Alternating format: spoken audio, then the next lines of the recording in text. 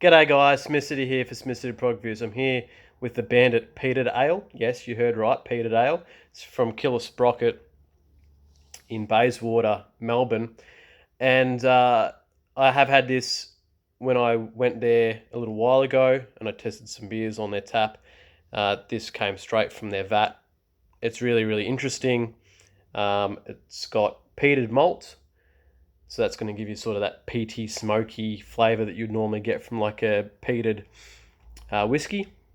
Pilsner malt, Vienna malt, brown malt, and then 3 hops. Halatois, I think I pronounced that correctly, Saz, and Chinook hops. So here it is. It's a very interesting beer. I do have, just for aesthetic purposes, got a whiskey glass here. And let's hear the first crack of 2022. Into the glass we go.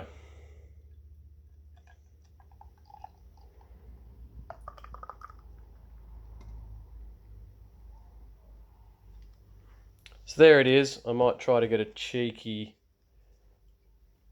Where's my head at? Cheeky thumbnail.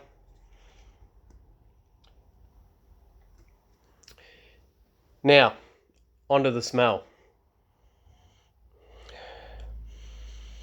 Very earthy, smoky. It's a bit nutty. I am sort of smelling some like coffee notes on the aroma. It is quite nice, nice to smell, and we'll get into my palate and like mouth. So this is the Bandit Peated Ale from Killer Sprocket going in.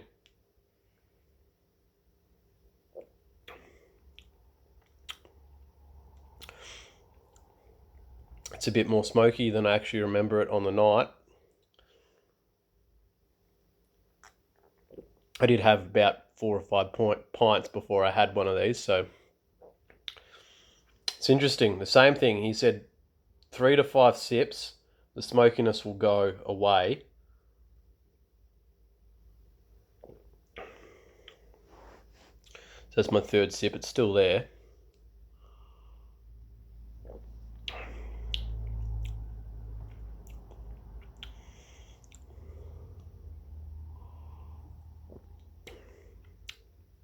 Yep, it's dissipated now.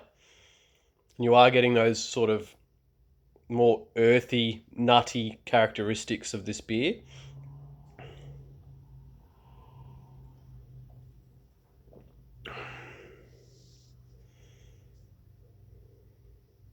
That's actually not a bad thumbnail. So it's a weird one, and like anyone that likes peated whiskey, get yourself a can, because even if you don't, if you like sort of smoky flavors or like barbecue type flavors, it's be alright.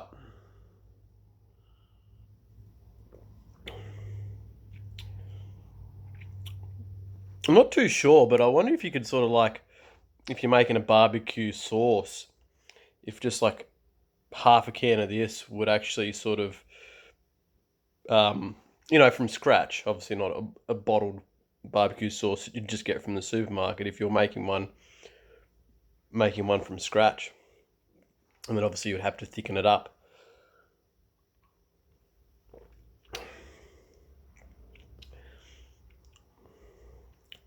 So yeah, the smokiness goes away. You're left with some of those characteristics and like a little bit of bitterness on the back end.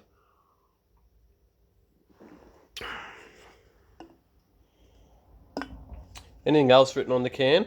It's in a 375ml.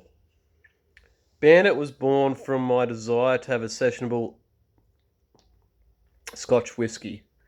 If you have not had a smoke beer before, if you have not had a smoke beer before, a great piece of advice is to hold off judgment until you've had 5 sips. There you go. Thanks for drinking my beer, Sean Ryan.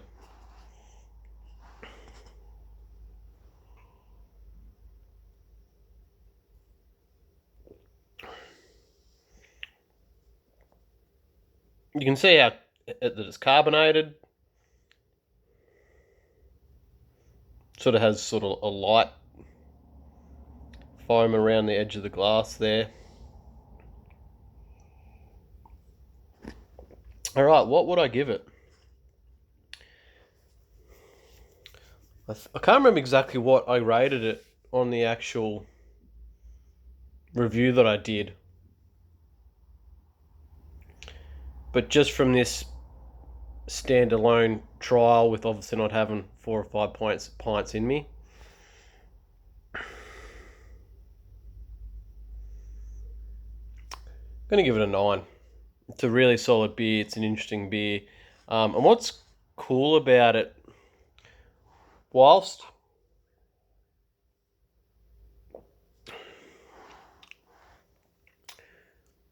it does have like some full-on flavors going on, 4.8%, and some of those full-on flavors dissipating as you drink it, does make it quite sessionable. Like, you could probably drink a few of these and it not sort of sitting heavy, if that makes sense, or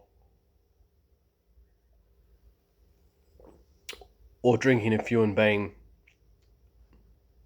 a bit intoxicated if like the ABV was up a lot higher.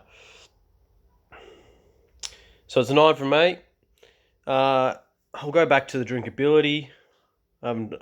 This is my first time easing myself into it. Drinkability, like I said, yeah, it is quite drinkable for something so complex, which you don't often get when you are drinking a complex beer.